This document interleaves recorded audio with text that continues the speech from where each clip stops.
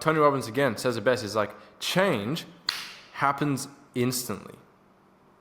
People delay for 10 years that instant moment of change. You can decide which person you want to be, which is the second thing they rob themselves from, is, like what you were saying, the ability to look back and be proud. Let's dive right in, right? Yeah, Ken, let's do it. into the pod. Corbin, I'm glad you hopped on. I'm honored you hopped on because Thank you, brother. this has been coming. We should have done this a long time ago, but it's all good. I know. Feel free to Glad to introduce be here, yourself, bro. brother. Absolutely, man. So, my name is Corbin. Pretty much I run a business called sixfigurefitpro.co. Dominic was one of my clients way back. And essentially what we were doing was more along like the brand building side of things. Nowadays, what we mainly do is just help fitness coaches scale out their businesses to 20K a month. And been doing this for about 2 years now. It's been an absolute privilege and an honor to get to work with some really cool people. And it definitely didn't start off like this. It wasn't easy by any stretch of the imagination, but praise God for giving me the strength to kind of get through my journey, in entrepreneurship. And we're just beginning. I mean, I'm on my 6th year now of entrepreneurship, and I know there's going to be way more ups, way more downs. But I'm like super stoked for it, like genuinely so honored, like that God gave me the strength to push through so much stuff, get the thing that I wanted the most, and keep going. What is that? Yeah. Thing you wanted the most? Great question. I started like most people, like I wanted financial freedom, right? And like for the sake of, I want financial freedom for me, for my family, for loved ones. I remember, where did that like, come from, Corbin? Where did that great come question. from? Why did you want to start? Like, why did you want financial freedom? So my parents, God bless them. I grew up in like a regular household. Dad worked, mum worked. My parents weren't like affluent by any stretch of the imagination. And it was only like years later that, we found out they had a lot of financial struggles, but they just never let us know about things. Oh, right. Shit. And, they pulled it together, they made it happen, did what they needed to do. And then when my parents divorced, I was like 13. And that's kind of where it became really apparent of like the financial struggles. Like it was a lot of like kind of messy, you know what I mean? My mum kind of took everything from my dad, but my dad like held his own, like stayed in there, got second mortgage just to make it work. And I look up to my dad as a hero, genuinely. Like he wasn't rich or anything like that. But what he taught me about, like, financially wasn't rich. Didn't have a lot of cash. Like, he worked in travel. He was like a travel agent, right? Never really made a lot of money. Most travel agents don't. But one thing my dad did above all else, which I thank him for so much, because it taught me so much, like observing it. Come hell or high water, he'd be there, he'd get up, he'd go to work. If he was sick as a dog, he wouldn't miss a day. Some days when he was really like taken out in the hospital, you know what I mean? Like, of course, he'd be off work. But he was just a provider, like the purest sense of a provider. I'm like, man, if I can be a fraction of that, I know I'm going to be a good man. That rubbed off on you, didn't it? Right? 100%. And my sister's like that as well. My mum, works incredibly hard. So I had really great role models, not in terms of here's how you make a lot of money, but like here's how you like put in great work. Here's how you sacrifice. Here's how you like push. I think that's really interesting that you mentioned that, because I think that character trait of being resilient, of putting in the work, is one of the best character traits you can have, because Absolutely. Now you're in a position where you understand leverage too. Now you combine leverage and then hard work, and that's where things really get interesting, right? Brother, you're speaking my love language, man. Like this is what we do for a lot of the clients anyways. Like we're big believers in leverage, like automation, delegation. It doesn't mean that you should be lazy now. It means we've bought all of this time with the systems, but now you should be sitting on top of your business, doing the big work, the stuff that moves the needle forward. You drive the vision. It doesn't mean you're lazy now all of a sudden. Just now I've got people doing work for me.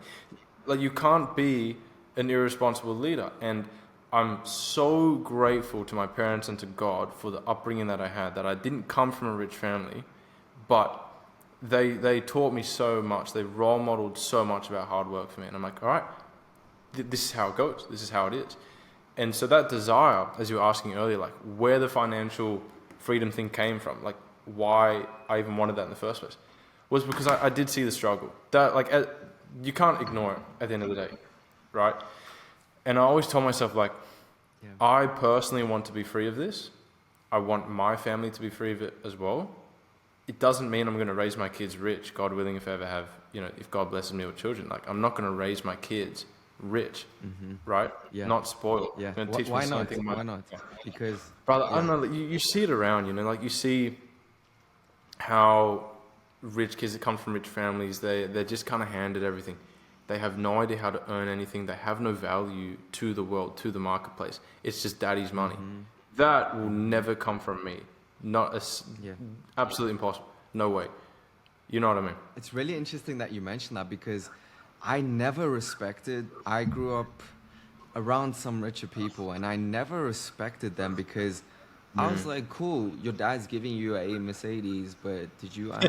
No. Like, I don't even want my parents' money, like, because it doesn't fulfill me. Because at the end of the day, that's what I'm chasing. I'm not chasing money I'm Exactly. chasing fulfillment at the end of the day. And I think you can relate to that a lot. Yeah, Drake says it best in one of his songs. It's like, the only thing worth chasing is a dream, right? Not women, not nothing. It's the only thing worth chasing is a dream, right? But if you've just been, really profound line. Yeah, if you've just been given everything though, like, where's the ambition? This is why so many, like, you see, like, the rich kids, they get into drugs, they get into all this stuff, is because, like, their life is already, like, to the max. They need something else to, like, give them that. That's what we are fortunate to get. We don't need to be in drugs. We don't need to be in alcohol and all this other garbage. Is like us, that feeling of like more is the pursuit, right? Like, how incredible of an opportunity is that? But that's a beautiful thing. And this is really interesting that you mentioned this, Corbin, because I sort of want to just real quick digress into my story because I always say, like, again, I don't envy, for example, the kids of celebrities or these things because Right. I'm like, cool, you live this amazing life, but yeah, I don't envy you because you have everything and you don't know the worth of things. And I want to touch on hard times because I know that, for example, these celebrities, they are who they are because of the hard times, because of the shit they went through. And I always think, like, one day, how will I handle my kids of, like, giving them everything they want, but at the same time, like, if I really wanted the best for them, wouldn't I want them to go through hard times? And where I want to go with this is because when I started, or long time ago, I lost my father at the age of 13, quite tragically, quite early. And at the time, Corbin, as a 13-year-old, you think, why is everything going against me? Why is this happening? Blah, blah, blah, right? And it wasn't cool. It wasn't cool. And the thing is that looking back, it was the best thing that could have ever happened to me because I'm such a big believer in... It's an interesting perspective to have now. It's like, oh, your father passing is one of the best things that could ever happened to you, right? Yeah. But the reason why I'm saying that is just because I believe that the hard times are the things that really make you into the person you can become. Because of that, Corbin, I went to Germany and I was like, this is my father's dream. I need to pursue this thing for football. And because of that, Corbin, I learned so many character traits. I became the man who I am today because of those hard times. And maybe share a story where you went through some harder times that sort of looking back are like, shit, that might be one of the best things that ever happened to me, right? For sure, man. I mean, I've got plenty, but I just want to quickly jump back to yours because super interesting. So you were saying was it your dad's dream for you that you would go and pursue soccer, was it? Well, it was always my dream, but because of, I was like, I needed to do it because at the age of 14 then, I had the opportunity to travel to Germany and join a football academy there. Incredible. And for weeks, Corbin, I was thinking about it because a year prior, I just lost my father. And I was like, should I leave home? Should I leave my mom? I just lost my father. Should I leave my brothers? Right? it was a Wow. big decision for me. But Right. the reason why I want to share this is because the reason I went then and took the chance was because someone pointed out to me was, what would your father want you to do, right? Okay. And as a 14-year-old kid, I thought, yeah, he would want me to go because I know he he loved football, but he also that's what he would have wanted for me, right? Yeah. And Wow. at the time, Corbin, I was the most shy, insecure kid you would Really? have ever seen, imagined. I Wouldn't was have that guessed. dude. I couldn't look people in the eyes, right? It was that bad. Oh, man. And it's crazy because I took that step and it was so uncomfortable. It was so scary. New country. I was 14 years old. New 14. Yeah. people. All Nuts. these things, leaving home, just lost my father. It was a massive step Yeah. for me. But like I said, it was the best thing that ever happened to me, right? And one of the reasons I left was because of my father's death. And Yeah. I became who I am today because I was like, I'm doing this, and Wow. I jumped into the deep end. And the thing is, Corbin, it still was a process, right? But For because sure. of that event, I was like starting to get addicted to getting uncomfortable because we Sick. like habit creatures, or like we see patterns, and then we're like, okay, I did this and this happened. Okay, let me do more of it, right? Right. And if you can get addicted to the good things and the things that will get you the outcomes that you want, I think life gets really, really interesting. And now I'm at a point where Incredible. I'm like, I'm addicted to getting uncomfortable because I know that's where growth happens, right? And it Yeah. all That's it. started, Yeah. and the reason why I'm sharing this is because it all started with that event Yeah. that made me get Tragic. uncomfortable. Yeah. And then, yeah. But that's actually like unreal. Like, you were 14, like had like your world kind of crumble around you, and then made a decision to leave your country. Like you're on your own. You're trying to figure it out. That's insane. Like I think because in filming all these modules, like I prepared like big mindset modules. I've just found like the more I progress every year, I'm learning more stuff as an entrepreneur. Like I'm so far from perfect. No one's perfect. Like I'm always learning, and I just keep coming back Love your now, mindset. realizing, thank you, brother, like the importance of mindset. And like when I was earlier on in like entrepreneurship, I kind of neglected it. I'm like, oh no, the strategies, all you need to worry about is the strategies, the mindset's whatever. But the strategies, if it works, it works.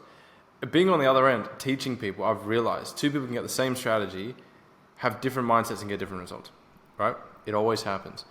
Why I'm saying this is because I hear all the time, like people say, they want it, whatever it is, they want it so bad, and they'll do nothing to let go of their current life, their comforts, right? What they're used to, what they expect. They'll do nothing to let go of that in order to make room for this great big thing that they want. They believe that they can just inherit this amazing goal that they want with no sacrifice.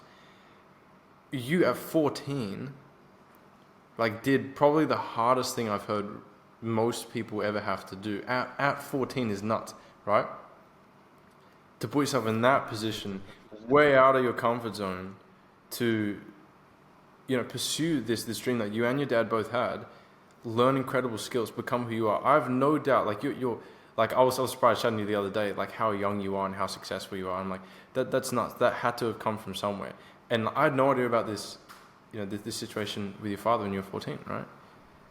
It all makes sense to me now. It's like, even as a 14-year-old, you knew the value of, figuratively, putting your money where your mouth is, right? If you want it, like, you were willing to throw yourself in the most uncomfortable situation ever. That's insane. Most full-grown adults make all the excuses in the world as to why they can't do it, why they refuse to give up the life that they have now for the life they want most. And of course they stay in the same position. Why do you think that is? Why do you think that most people make all these excuses and don't take action? Great question.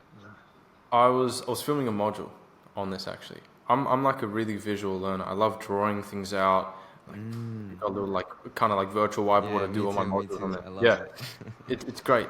And I was drawing this out and explaining to people, like, how do you actually escape your comfort zone, leave your comfort zone behind forever? It's so interesting you're saying addicted to feeling of discomfort, right? And I wanted to break down like the psychology behind it, because Tony Robbins, absolute hero of mine, genuinely changed my life in so many different accounts. I've got stories for days on this, right? One of the things he says in his book is like, if you want success and you're not successful, but other people you see around you do have the same level of success as you, or that you want, it's because they make, I think it was like 3 different decisions. They decide what to focus on, they decide what it means, and they decide what to do next, like the action, right? And so, if we take... Why is the what it means important? I'll tell you exactly why, using this example. Imagine like a circle. That's your comfort zone, okay? Most people exist in the comfort zone their whole life. They say, I want this thing, I want financial freedom, I want this thing. And God, in all of his grace, gives everybody an opportunity to prove it. God is so giving, he's so gracious. If you say you want it, and you pray to God at the start of the year, God, I want all these big, amazing goals that I've never achieved in my life. I want to become this person that I've never been before. This is what I want. Be careful what you wish for. He will give it to you, but it's on the other side of a test. And that test is always hard. It always shares a few characteristics. It's always going to require a degree of sacrifice. It is going to be hard, right? And in that circle, the way I imagine it is, imagine in that moment you are moving out of your comfort zone. You're approaching it. But in that comfort zone, there's all of this resistance layers inside that are designed to keep you in your comfort zone. Now, in their defense, it's a safety mechanism. This comes from back when our ancestors were hunters and gatherers. If it's risky, I might die, I need to extend the bloodline, play it safe. But we're not there anymore, right? Yeah. Still though, people default to that. And so when you approach that moment when it's scary, like you deciding to leave at 14. For other people, it's on a sales call, deciding to take the next step to invest. They all get to that point. And when it's scary, when it's risky, when it's uncomfortable, the people who never progress decide that feeling is bad. Yeah. They make the decision. They decide. That's right. In themselves, they make the decision. This feeling is bad. This is a risk. I could risk my current livelihood. I'm not going to do it. I will play it safe. That's what they do. If my current way of living, I'm not dying, then I should stay here. They decide that feeling is bad. Winners, you've had this moment. I know you've had this moment so many times. Because you leaving for Germany is not the only moment that you've had. Not the only moment I've had. We've been in your comfort zone always increases, by the way, right? It always increases. As your ambition grows, that is the next biggest bubble. But as your ambition grows, your comfort zone increases too, right? This is why even as people progress financially, some people want to get to 10K a month and they stay there. Some people get to 100K a month and they stay there. But why aren't you growing more? Why do they stay there? Why do they stay there? Because I think I know why, but tell me. Again, for me at least, the simplest explanation is it just comes down to this, is people deciding themselves, this comfort zone, I have 2 choices here, either get really uncomfortable and take the risk, or be like, you know what, this life I've got right now, it's not perfect, but I'm not dying. I'm used to this. This makes sense for my life. I'd rather stay here instead of risking it. Curious though, because look, someone who makes maybe 100K and then gets comfortable, they are still the type of person that gets uncomfortable. Now, why do they stay at 100K and don't progress if they are the type of person that would get uncomfortable? I'll answer it like this. I don't know. I haven't hit 100K a month yet. That is the goal for this year, you know. Let me ask you, what do you think of this? I listened to a podcast of Alex Hormozi, and I got this a lot from Atomic Habits as well. Do you think that maybe it's because they set themselves a goal of, I want to reach 100K. Once they reached it, they got comfortable because that was the goal. Now, as opposed to if they set the goal of, I want to be the type of person that does these activities, that continuously gets out of their comfort zone. It's not tied to the goal because that's not the goal. And I've tried to shift that in my life, Corbin.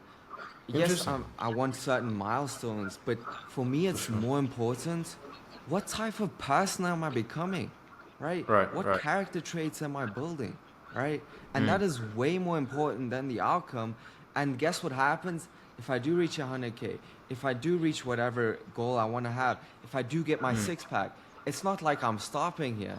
I'm the type of person that shows up, right?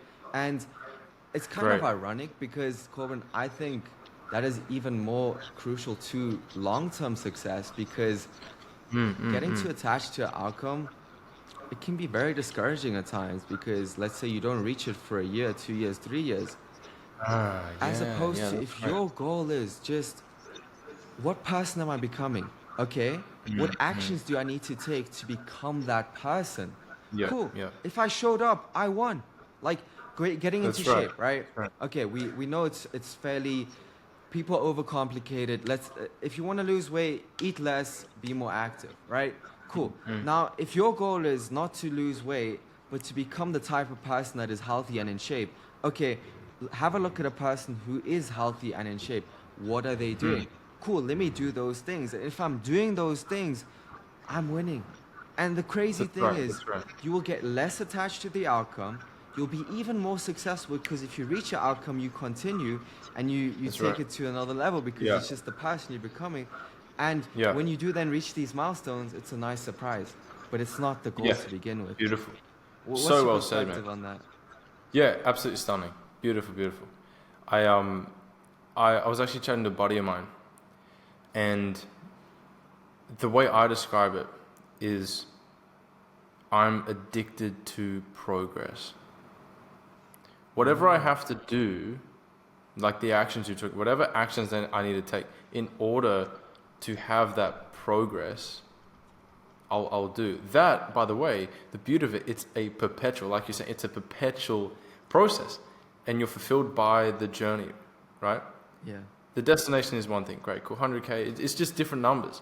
It's just numbers on the screen. The number changes every year, right? But it's like who you become, you said it so well, who you become on that journey is the actual prize. And when I started entrepreneurship 5 years ago, man, I mean, like, I was doing it the way most people would want to do it, you know, like, want to make 100K this year, like, yeah, it's the goal, you know what I mean? And I was actually taking a look back on who I was back then. And I realized, do you know what? Who I was though, I shared the same mentality I have now. In terms of actual, like, physically who I was, how I communicate, of course, like, that's where the progress comes in. I've actually got a video of, like, me when I made my first videos on Instagram to promote, like, marketing, whatever. I spoke with a lisp. I didn't even know I had a lisp until I looked at this video, right? Interesting. But who I was as that person, it's that same, like, objective. I wanted progress. I was willing to do what no one else was willing to do. Everyone else said they wanted it. I was going to prove it, right? And that guy in front of friends and family, right, on his little Instagram account would post these. Now it's kind of like embarrassing, but I'm like, I owe everything to that dude, that 19-year-old kid. I owe everything to him. Speaking with a lisp, just as confidently as he could possibly speak, I owe everything to that dude, right? That's so insane. That's so insane that you mentioned that, because I just want to touch on that real quick, because I don't know how you feel about this, but it's just looking back. I just recently, when the New Year is, like, you sometimes think back and you think back how far you've come, and I feel like we don't take enough time, I'm sure you can relate, just to appreciate how far we've come. But the reason I want to share this is because looking back, I feel the same way. I started I stopped my football thing in 2021. That was April. And at that moment, I decided, I always knew greatness was in me. I was never like, okay, let me stop football. I'm just going to go partying, right? No, I was like, what's next, right? So I stopped football. Amazing. And then at the age of, I was 19. Yeah, I was 19, 2021. I was like, I'm going to do this fitness thing, right? And to your point, I'm so fucking proud of that dude, because for a year straight, I just put my head down. I completely transformed my life. Beautiful. I still remember vividly my dad telling me like, what's this dude doing? Getting up at 5 a.m. almost every single day, weekend. I overdid it, right? I overdid it, but that's not the point because I was training the consistency muscle. I was training the muscle of resilience. But I was winter, rain. It's so crazy to remember it back because my desire was so strong, Corbin. I didn't care what weather it was. I did not care. 5 a.m. It was snowing, wind. That's it. I got up, cold shower. Let's go, baby. Let's go. Because I wanted it so badly, and I wanted to touch on this because I was in a position of pain. Because I didn't like my situation, and I was like, I'm gonna put in the work to change this because I fucking want this. And the reason I'm sharing this is because I feel like there's so many people out there who are going through something that is not cool, through pain. They don't like their situation. They broke. They're out of shape. They don't like the way they look. And I'm like, my brother, use that pain. Use it. It's potential energy. Exactly. And you were in that position, I'm sure, a couple of years ago, and you used it, right? Yeah, man, absolutely. And before I dive into that, like the lesson here for anyone as well, coming back to that comfort zone thing is that feeling of like discomfort. People who avoid that and write it off as bad rob themselves of their own superpower. Because like you said, pain, no matter what motivator you use, whether it's rage, pain. I remember my motivation for getting in business was a girl broke up with me. Love of my life when I was 18, broke up with me. And I had really like two choices. I could go into fitness, get jacked, or I could go into business, get rich. That's usually the thing. You know what I mean? It's usually one of those two. And I remember like her family like always like try to like make it clear like they were rich, they were doing well. The girl I was with, she would say like, oh, like my uncle makes like 10K a month. Like back then I was like, whoa, 10K a month. And like that for me, like they were holding it over my head, right? Like I was dealing with a big illness. I couldn't really go and work. I was 18 and they were like, how are you going to provide for my daughter and marry? I'm like, I'm 18, bro. Like, what do you want me to do, right? Anyway, so that was my motivator. What motivated me was like, what motivated me was like revenge, right?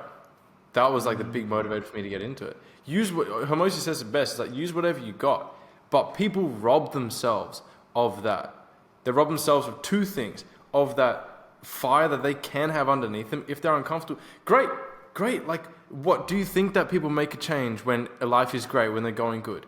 No, you make a change when things are shit and you actually need some help. You need to make a change. What person do you know that's actually like living a great life? They're happy.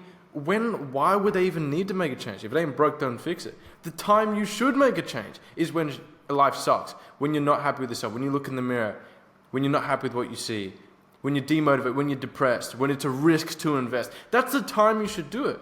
That's the first thing they rob themselves. Why don't people do it, Corbin? Why don't people do it? No idea, brother. This is why it's called the 1% for a reason. 100% of people want a better life. Only 1% are willing to actually fucking put their money where their mouth is. Do you think you're born with it, or is it? No. What do you think? No. Okay. No. Yeah. I don't think. Because I don't believe that either. So. No, I think you can absolutely decide. Tony Robbins again says it best. Is like change happens instantly.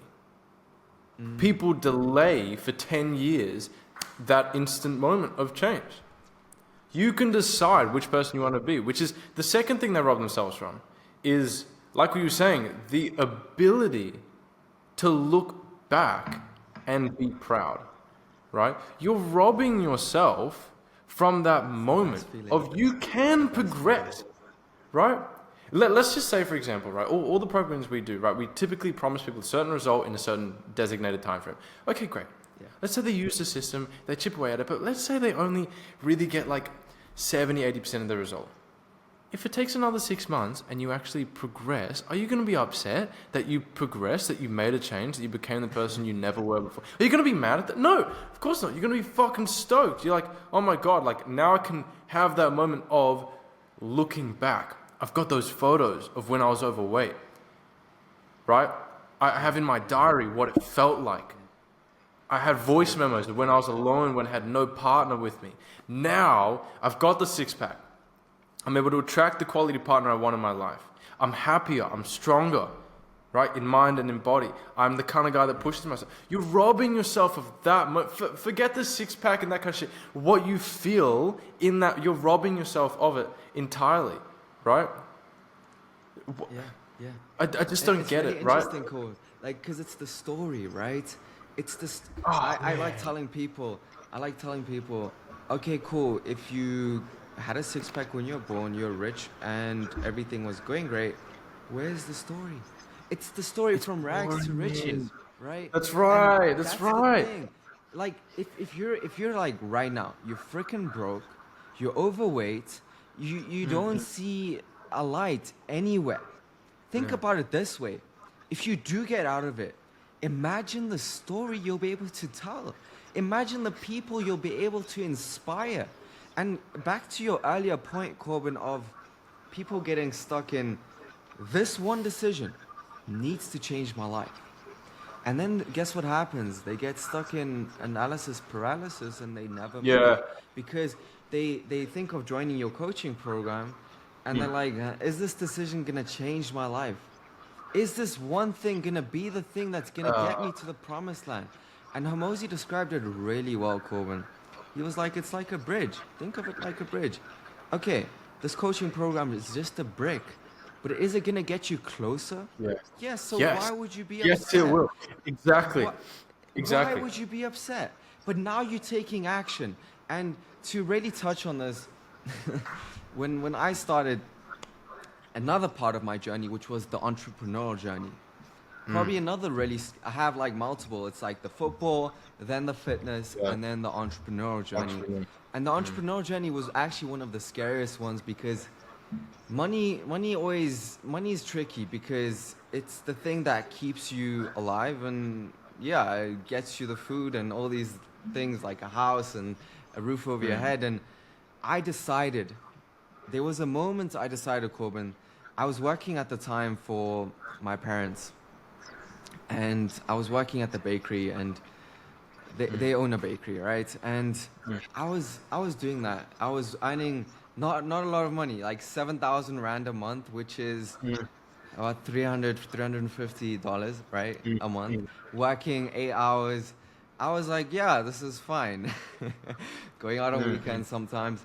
And there came a point in my life, I was like, no, do I want this for the rest of my life? Do I genuinely want to take over the bakery? No. And I made a decision. And I feel like when most people just don't progress is they don't make that decision. And I made a decision. I bought Iman Gaji's course. And Classic. It was $1,000. And it was a massive, massive investment for me. But guess what, Corbin? I had the fucking confidence that I would put in the work. I didn't always have the confidence in, okay, my speaking ability, my ability to have a sales call, my ability to produce an amazing product. But I had the confidence that I would put in the work. Why? Because I had that from working out and I had that from football. I knew that was the type of person I was. And the reason I want to share this is because if you're in a position right now and you don't like where you are, fucking take a bet on yourself. Take action because what's the alternative? You don't. And then your life doesn't change and you continue to stay stuck, right? And I bet you, even if it's not the right investment, I've made so many investments in my life, so many coaching programs that weren't the right thing. But guess what? I took action. And there were so many other programs that completely changed my life. But guess what? There were always lessons, even in the ones that weren't the right ones. Keep moving and take action. And that's for anyone listening right now, if you're stuck. Go ahead, Cole. Absolutely. Yeah, brother, spot on, man. Like, I think people have a bit of a skewed view when it comes to investing. If we look at any kind of coaching, fitness coaching or business, they have almost a skewed view of it. Like what you said, the brick in the bridge analogy is perfect.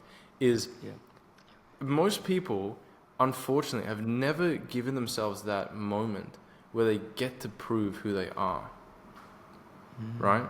What they do in those moments where they shrink back into their comfort zone is prove the opposite. They prove cowardice. They prove saying one thing and then doing the opposite.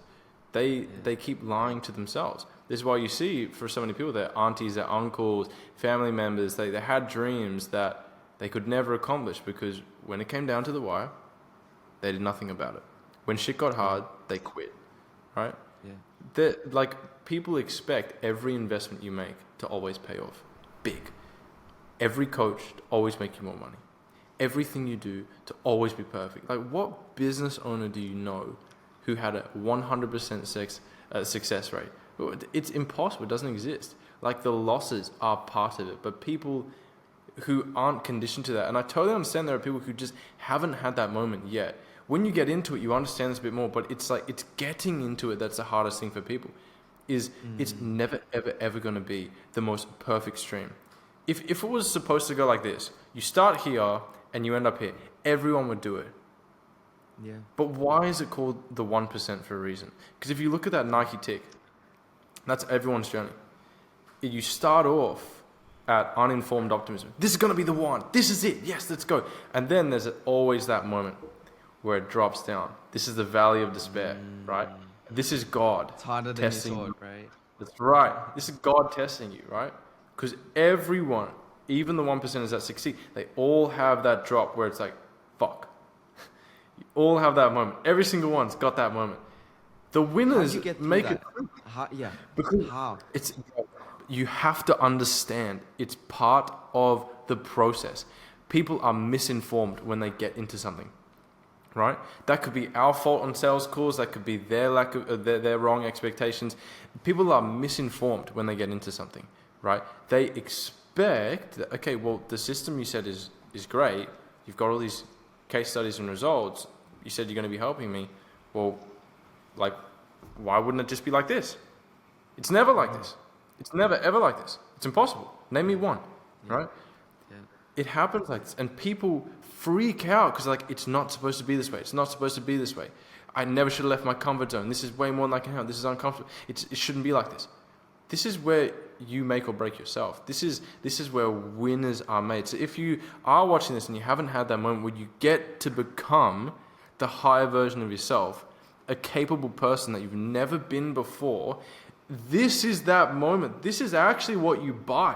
When you buy mentorship, when you buy the new journey, this is actually what you buy. Because remember, like we were saying earlier, yes, you can get to the figure, right? The 6 figures, whatever number. Sure, that's the end result. Yeah. But the prize is in that dip. That's actually what you get. You get to prove what kind of person you're going to be. You're going to stick it out. You're going to be a bitch. What are you going to do?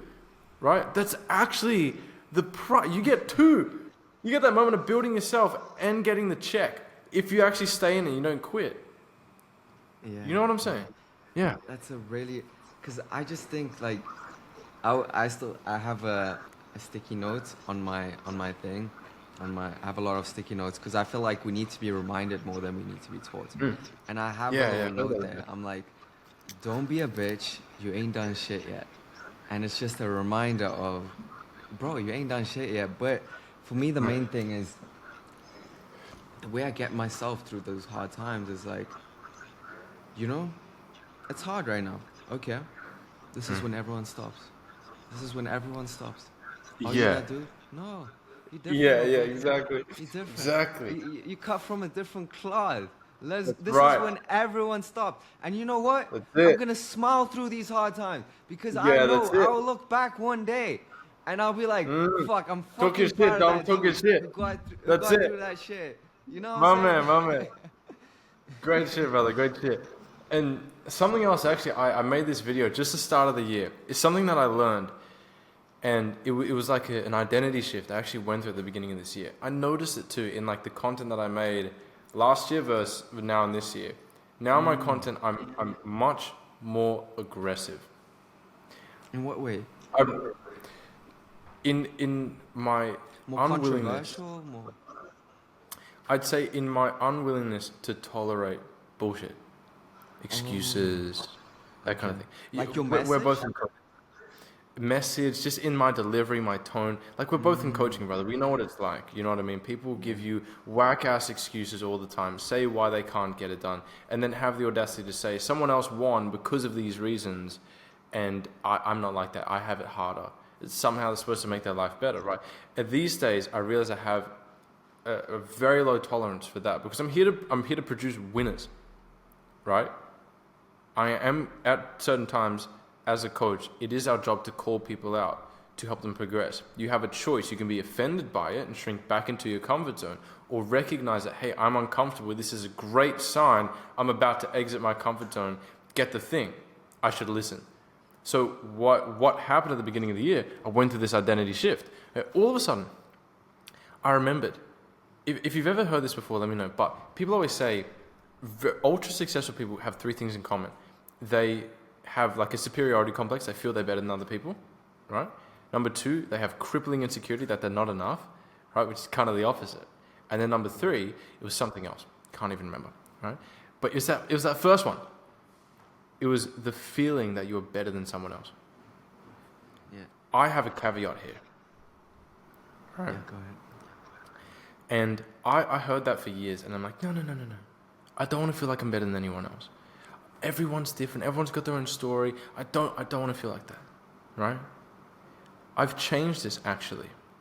The reason I've given myself permission to feel superior, to feel better, and I'm going somewhere with this. I might sound like a dick to some of the people watching, but I am going somewhere with this, right? The reason I've given myself permission to feel that way is because I've earned it. Has nothing to do with how much money I've made. It has nothing to do with XYZ.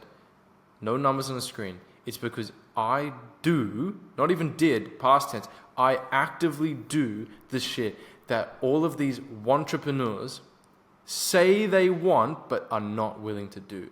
I have earned it, right? Yeah. In the same way I was saying earlier, people rob themselves from the moment where they get to look back and see the progress. People rob themselves from that feeling that, yeah, I'm better than you. I am better because, not because of how much money I've made or any vain metric, but because if you put me and you in a room together, I will destroy you, right? In whatever field it is, I'm that mindset. Oh, yeah. Right? Oh, yeah. I love that, Corbin. Right? You know what I'm saying, right? And that you cannot get that by faking it. You have to fucking earn it. And praise God for giving us those opportunities where we could earn that level of confidence, that level of arrogance, right? And weak-minded people that are losers, that have only ever lost, never had that moment, they'll listen to what I'm saying, to this mindset, and they'll be scared by it and say, what a dick. What a dick. He feels he's better than me. Yes, I do. Because if you've never done that for yourself, consistently, year after year, proving to yourself what kind of man or woman you're going to be. If you've never done that, we're not even on the same league. I'll clean you out in whatever it is. I will end you. I'll destroy you because you're not that guy. You're not that kind of person. I'll go further and faster than you every single time. There's no doubt. Right? It's crazy because it's like I love this. I love all of this. By the way, the third one is a delayed gratification. So it's a superiority complex. Then it's a crippling insecurity at the same time, and then it's delayed gratification. Delayed gratification. Now, the reason I wanted to touch on this too is because I come from football and sports, and I think it's a beautiful thing playing some sort of type competitive. of competitive. Whether that's chess or basketball or football, there's something about it where it gives you that character trait of I'm that dude, and you start looking at it as a game. And by the way, I think you should look at life as a game because it is a game. There's no rules. It's all made up. And the further you progress, the more you realize that it's all a game, right? Having said that, right? I look at it this way too. If I'm let's say in a shit situation, right? I look at it like this. Okay, if I was 2-0 down first half in football, would I just be like, boys, let's pack our bags, let's go home. They've got the game. No, let's go. It's 2-0, bro. We'll get 2 goals in no time, and then we back square one, and then we'll finish them off anyway. Like we that do, right? And I look at it the same freaking way, right? When you're in tough times, let's go. And that's that mentality. Like, if you're making excuses, I want you as my opponent, right? I'll destroy Great. you. I'll end you, bro. I'll Eat you destroy up. you. I'll Please eat you come up, this way. right? Come this way. Come this way. And Yeah. exactly. And basically, back to the thing you earlier mentioned was, I lost my train of thought. Was it? Ah, yeah, the content, right? I'm just thinking more and more because I'm glad you mentioned that because I think I'm making a shift too, and I want to make that shift of like, I was hiding a little bit of who I truly am, what I Yeah. truly stand Yeah, for. I love it. Because when you're starting out, Corbin, I'm sure you can relate. You're like, yeah, what if they don't resonate with me? They won't sign up for my coach. These I'm like, okay, great, amazing that you don't resonate with me because Exactly. I don't want you. I don't want you. If you ain't that Exactly. dude, Yeah. I don't Yep. want you. I don't give a Get out. fuck. Go away. Yeah. Go somewhere else Yeah. because you ain't that dude and you will not be successful with my program Yeah. if you do not have that mentality. Yeah, exactly. Bro, I've refunded people within the first week. Like when they get into the program Insane. and I can tell that they're just not that guy. I'm like, hey man, I said in my voice, I'm like, hey man, I'll be honest with you, brother. I really don't think this is for you. Like, I'm just straight up because like I actually had this moment. It was recently actually another example of this, and gave the program to someone and just asking straight up stupid questions. Like everyone gets access to the modules. And he was asking me, like, bombarding everyone in, like, the Discord channel, like, hey, like, where are the modules? Where are the modules? I'm like, are you fucking serious? It's in front of your eyes. Like, it's right there. Not a single person in the program has asked me that kind of question.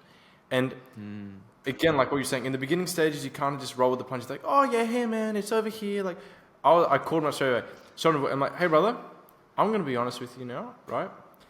I've never had a single person ask me this. It's right here. You're one step away from it, but you didn't even bother to look. If we're at the start of the program, this is gonna get harder, brother. If you can't even find the fucking module, I really don't think this is for you, man. Right? And then later on, he sent me, like, he was just making an excuse, and he was sending me this like, oh well, like, other programs, the modules are laid out differently. Like, well, our modules are laid out like this, buddy. All right, it's how it is, right? And he said, I'm not too sure if this is for me. And I'm like, why do you think that is? And he's like, as a head coach, I think you should be more patient with people. I'm like, I'm the most patient. I give my clients the most amount of support ever. It's my job as a head coach to call you out on bullshit if you're not that guy, right? To make you that guy. Either that, or I'm gonna just let you operate like a fucking worm, right? And then I haven't done a great job. I'm not here to just make you money. I'm here to make you a better person. And so when I identify that, exactly what you said, with people who I know are just not going to fucking cut it, I'll just tell them. I have no issue refunding people because I'm not dealing with that headache. I'm not dealing with anyone that I can't turn into a fucking savage, that doesn't want to turn into a savage, that wants to play it safe, wants me to be nice. I used to be like that last year. Ever since the start of the year, made that shift. And I'm just like, no. We're here to fucking win. We're here to get results. It's not going to come easy. You need to transform as a person, as an individual, into a better leader for yourself and for your team. That's not going to come easy. I'm not going to baby feed you. Spoon feed you. Like, if you want that, go to some other fucking brand new coach that's just starting who's going to kiss your ass. That's not me. Sorry. Never be me. Not anymore. You become a better leader because of that. I can just already hear your tonality and everything and the way you come across. Yeah. You've definitely become a better leader because of that. And just to touch on that, like, I always say, like, if I have a kid, if I genuinely want the best for that kid, I'll coach them hard because I know that's what they need. And the same way, if you're a coach, if you actually want the best for them, not just please them, but you actually want the best for them, wouldn't you also coach them hard? Exactly. That's right. And since making that shift, I've found, by the way, not only a record month for ourselves and our business in January, right? Because my content's just more aggressive. I'm just more authentic to me. But clients have been getting better results because at certain times, I will be harder on them. Set expectations. I'm not like this all the time. Sometimes it's a genuine question. Cool, there's a problem in yourself. Go. But if I can see someone slacking, someone's delaying, someone could be achieving amazing things and they're not, it's out of a place of love. It's out of a place of knowing, hey, listen, I know you can get this result, but we need to make a change here. Has nothing to do with strategy. It's to do with you, right? That's out of love. If you don't want to work with a coach who's going to push you out of your comfort zone, you're never going to get results. Why? Because the results you currently get is based on who you are, what you do, the way you think, the way you make decisions. If you could get more, you would, but you cannot because you are not. You are not the kind of person who can attract more because you are this. You're in your comfort zone. Any Muppet coach who's going to kiss your ass and just keep you here is not actually going to make you money or get you in shape. They're going to keep you here just to please you because they don't want you to refund. I don't give a fuck. Refund away. But I'm here to do my job, which is to get you here. Same way you're here to do your job. You're here to get people crazy results. It's not going to come easily. It's not going to come being the same person you've always been. You have to make a change. Right? But guess what? It's worth it. So worth it. Oh my God. Oh my God. If people just knew, my brother, it's gonna be hard. Yes, but it's gonna be worth it. And I feel like we've sort of really encapsulated this topic quite nicely. And just to really, before we, I don't want to take too much of your time. This has been amazing. So before we sort of end off this amazing episode, I just want to talk about you a little bit more and really how you balance pursuing greatness and living life. Right? Because, I mean, the thing is, the reality is we only have one life, and a lot of people get caught up in, I need to live life. Now, how do you balance the pursuit of greatness and balancing life? Such a great question, man. We were actually talking a little bit about this earlier, and for me, this has actually been really hard to do. Like most entrepreneurs, you have to understand this. It's such a competitive field.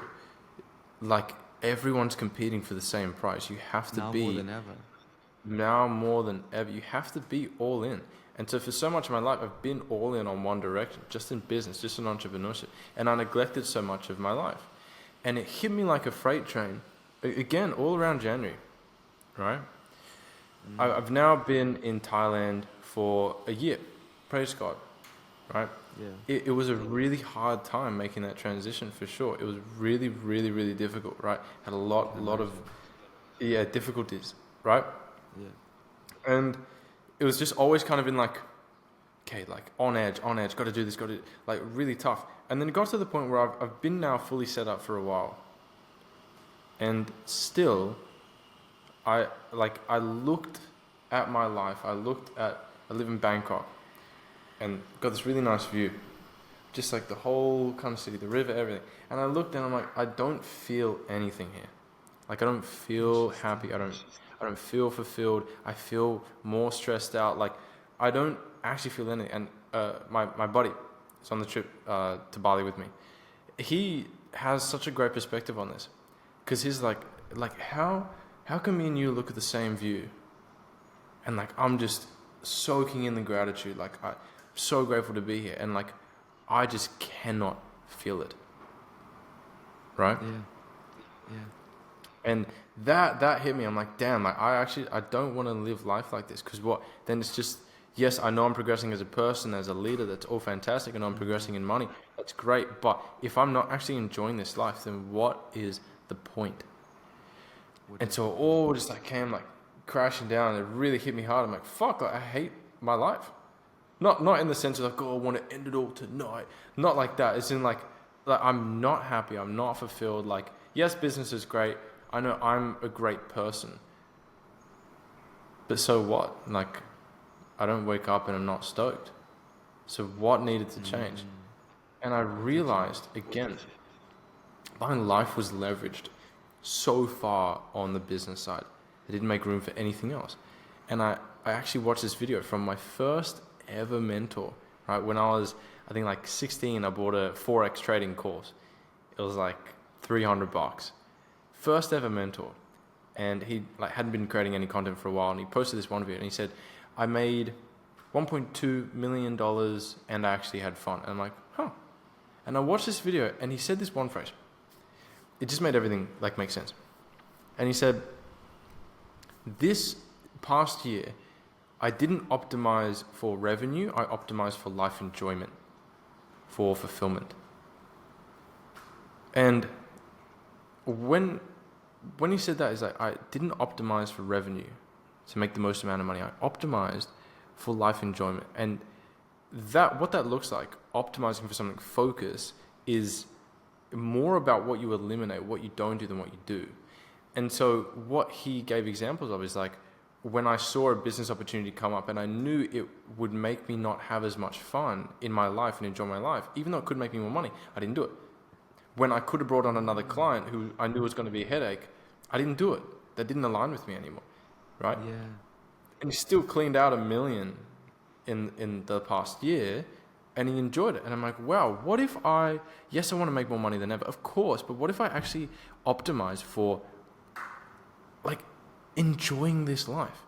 And when I say that, I don't mean going to clubs, doing stupid crazy shit, buying Rolexes and any of that dumb shit, like just blowing money. By the way, I don't think buying Rolex is dumb shit. I want to buy Rolex, right? That's not dumb. Yeah, but I mean, like, enjoying life doesn't have to be anything crazy, stupid, expensive. The change I made actually since then, which now I fully look at my life, I'm like, this is fucking great. I love it. I made 2 changes, practically free. When I wake up, the first thing I do for an hour is work. I need to have that sense of accomplishment in my day, right? So the first thing I do work, right? Literally wake up straight away, brush the teeth. No, don't even brush the teeth. It's literally like the gap that you can reduce between waking up and working. The shorter it is, the better it is.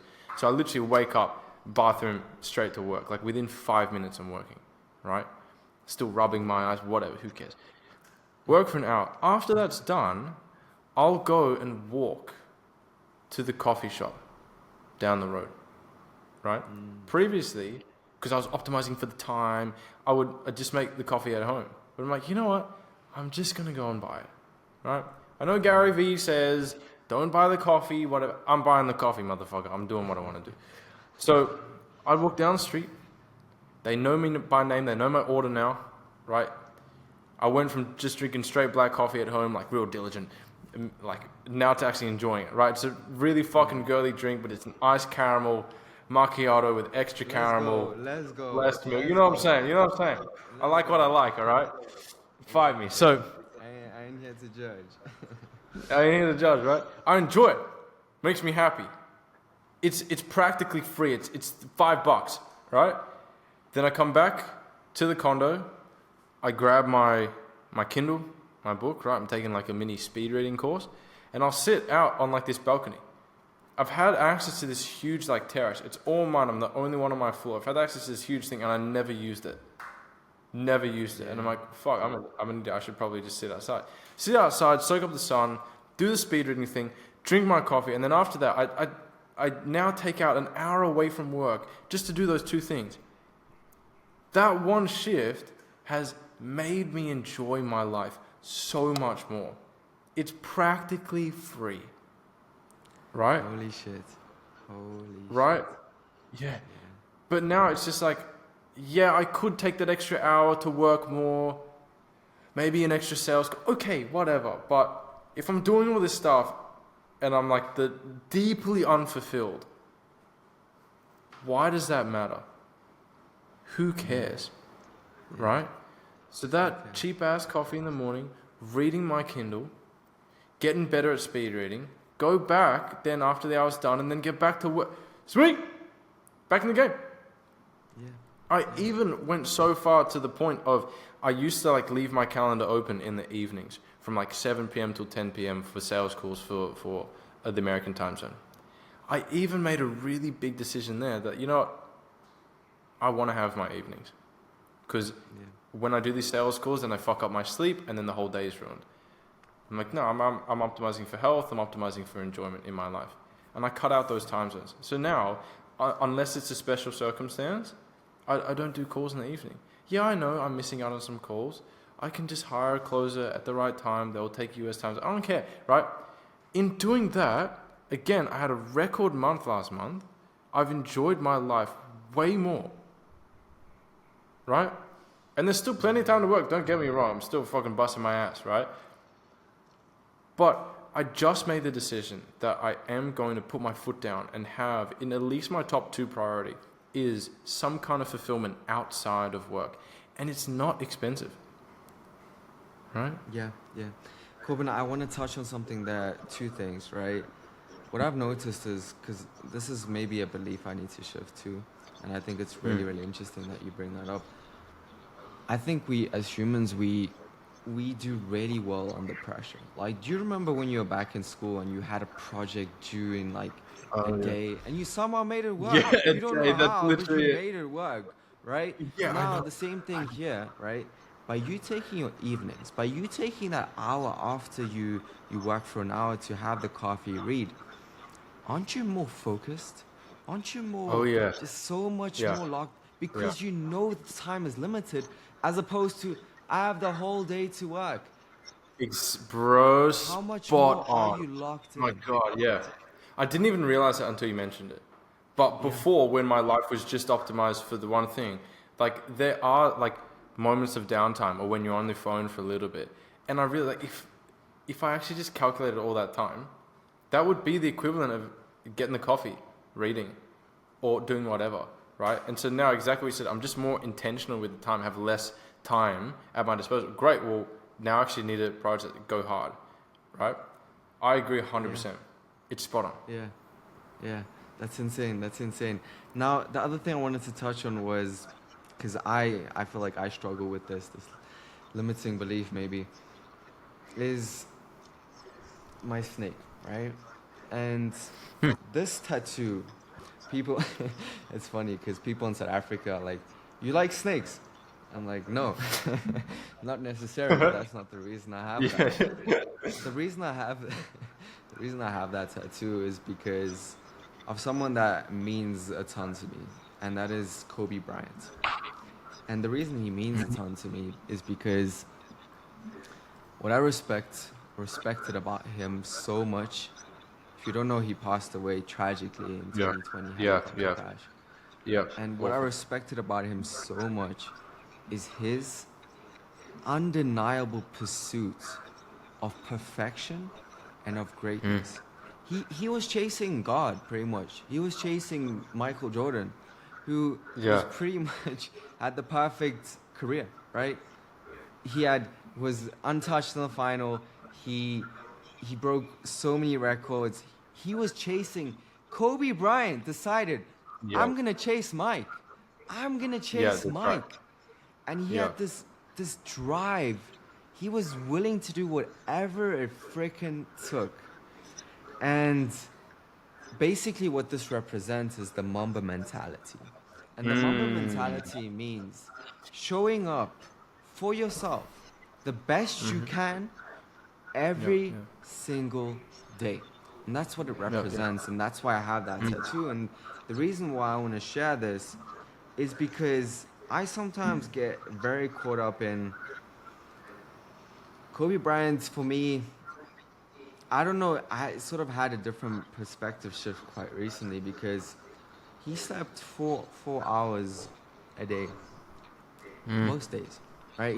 He's known for not a lot of sleep because he was at a point where, okay, what should I sacrifice? Time with my family or sleep? No, I'm going to sacrifice sleep because I'm not going to sacrifice basketball, right? And for me, that's really interesting because, first of all, it shows me what desire can do. Like, think about it. For 20 years straight, he almost had 4 hours of sleep. I mean, we've had people like, what's his name? Elon Musk, similar situation, right? Now that shows me what the mind is capable of, right? It just shows me it's insane, right? I don't know if you've heard of hysterical strength, for example. I don't want to go into that, but it's crazy what the mind is capable of. Now the problem I have with the 4 hours of sleep is Kobe wasn't optimizing for health. He wasn't optimizing to live long. He wasn't optimizing for any of that. The only thing he was optimizing for was chasing Michael Jordan and greatness. Right? Greatness. Now, we live in a field where mentally we need to be very sharp too. And if I get 4 hours of sleep, I mean, just one night, I can feel it the next day. Like, my productivity ain't there, my focus ain't there, all these things. Now, one thing I always said was, I will not sacrifice sleep. Maybe in the short term a little bit, but at the end of the Yeah. day, as you Yeah, man. said, like, what's the point if at 50 you got all these health issues, you age dramatically, but you have $1 million, but you only have one life, and then what, right? So if there's one thing I've really made a shift for was really optimizing for health, and yes, still having certain character traits from Kobe Bryant, 100%, but sleeping, right? Another thing That's what right. you mentioned was I get stuck in this, and I I need to shift this belief, I know, because I know that if I do reward myself, how much more focused I am the next day, because I almost have this desire of like, shit, bro, you rewarded yourself. Yesterday I went for a haircut, and it took a little bit longer than expected. I look fresh, I know. Yeah, say it. Say it. My man, my man. Yeah, So it yeah. took a little bit longer than expected. And guess what happened? After that, I went straight back to work, and I was so locked in because I took the time. But guess what? In the moment, I told myself, no, enjoy this, right? Just take it in, be in the moment. And I Yeah, feel yeah. like we get too caught up in, again, the reason why I'm sharing this, we get too caught up in what's next, what's next.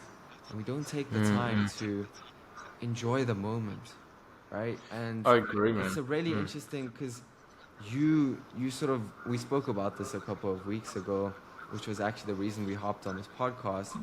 And since then, I really appreciate you bringing that up and breaking my beliefs a little bit, because I've really started to live in the moment a lot more. And it's just these little shifts Solid, I've man. made that have dramatically increased the quality of my life. And I just want to thank you for that.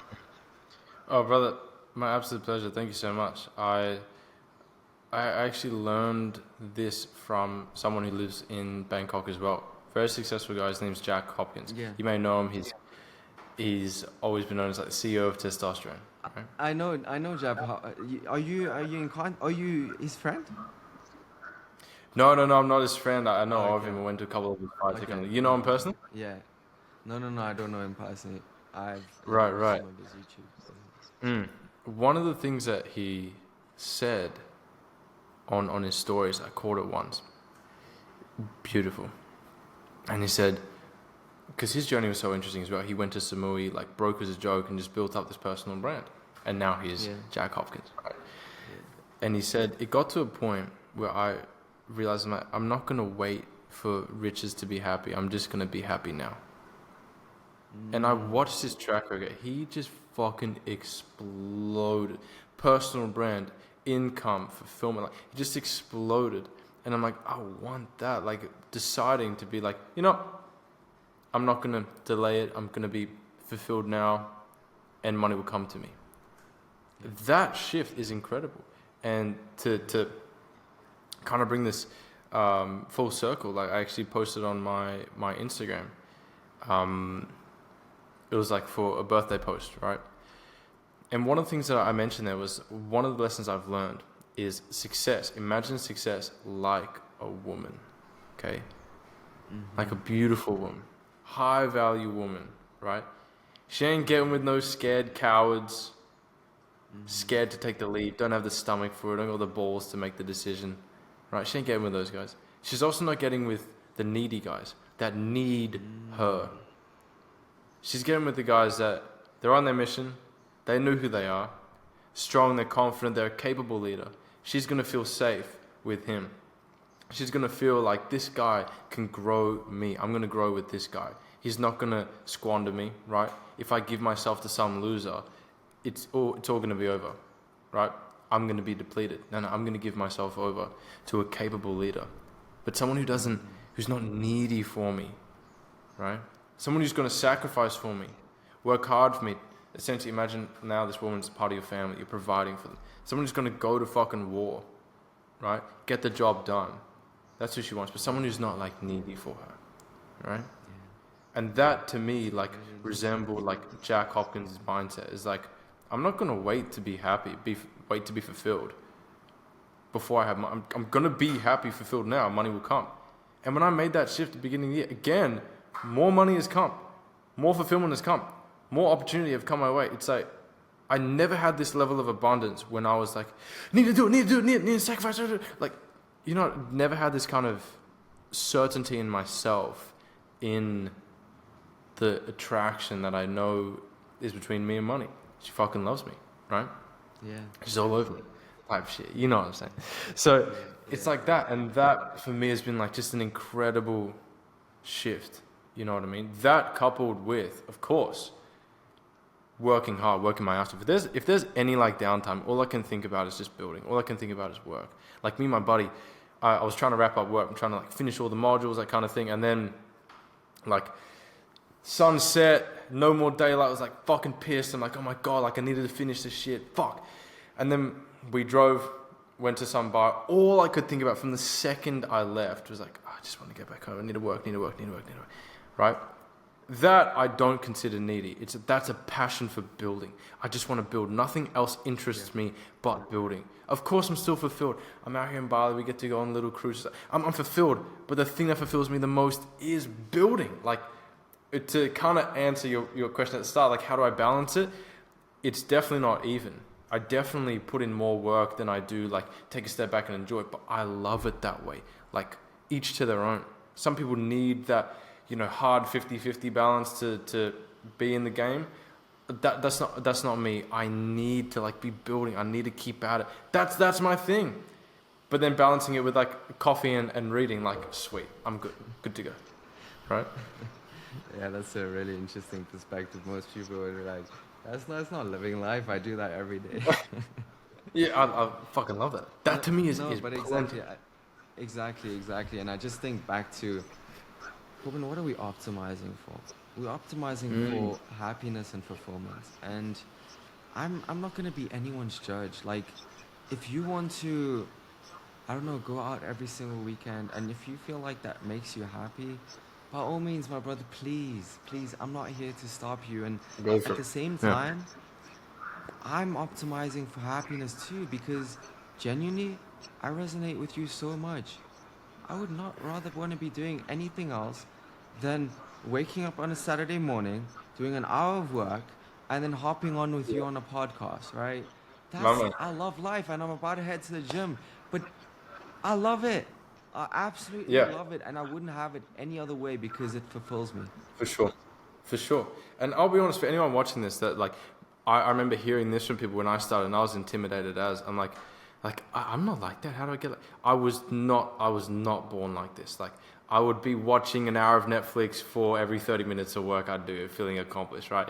Like, it definitely progresses over time. You don't start out this way, but the longer you stay in the game, the more you become like this naturally. Like, you just realize, like, the world is out there to fucking be conquered, and you've got something special. Like, if anyone can do it, it's you. You owe it to God. You owe it to yourself, your family, to be the one who's going to put it all on the line and actually go for it, right? You owe it to them, to your bloodline, to do it. And like eventually it just kind of just like really kicks in. You're like, I just want to stay here, just want to build. I know what I can achieve here.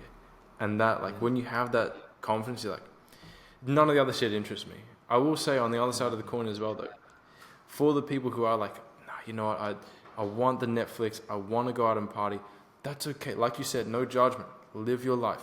But if that is what you are optimizing for, if that is what you're saying yes to, you are saying no to massive success, massive growth, right?